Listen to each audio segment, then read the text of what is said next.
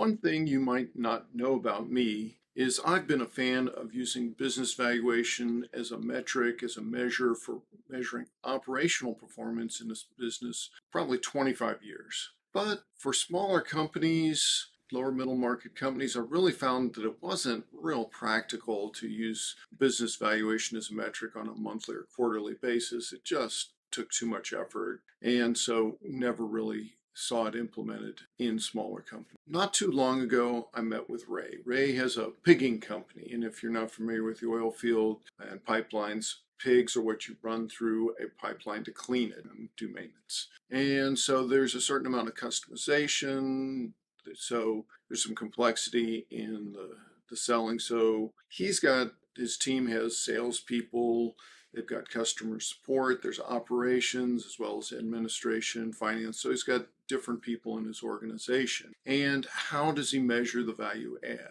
Well, Ray tends to be a relationship guy. And so he's not too fond of relying on numbers, metrics as a measurement. He just tends to lean towards the relationship as a way to manage people. And he asked me to come help him out, though, wanted to make sure he was positioning his business to exit it properly. And so we had some discussions about that. And it was very clear to him why you might value a business to prepare to sell it. But we also had some discussions about getting ready to sell it. And so that brought up some conversations about measuring your value on an ongoing basis as you may perhaps move towards a sale in a number of years. We also then talked about how do you drive that valuation from the entity level down to departments and even to individuals. And that's something that now we're able to do much more effectively, both at the company level. We're able to use online software now that does valuations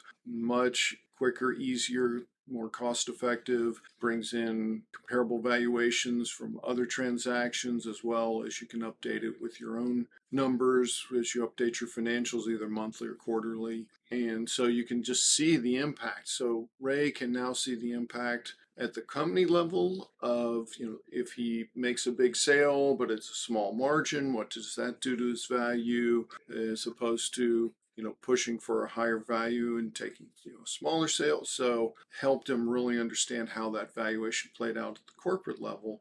And then he was able to work down to department, in some cases individual level, to help people understand how they were performing, how they were adding value, which ended up being both motivational and feedback. So it really was beneficial for some of the employees, and Ray, of course, was very interested in how that worked. So in the end, we really changed Roy's attitude about using metrics in general as a way to evaluate performance, but also to use valuations as part of the methodology, as part of the metrics to measure performance in his company. Well, that's the story. We'll see you next time.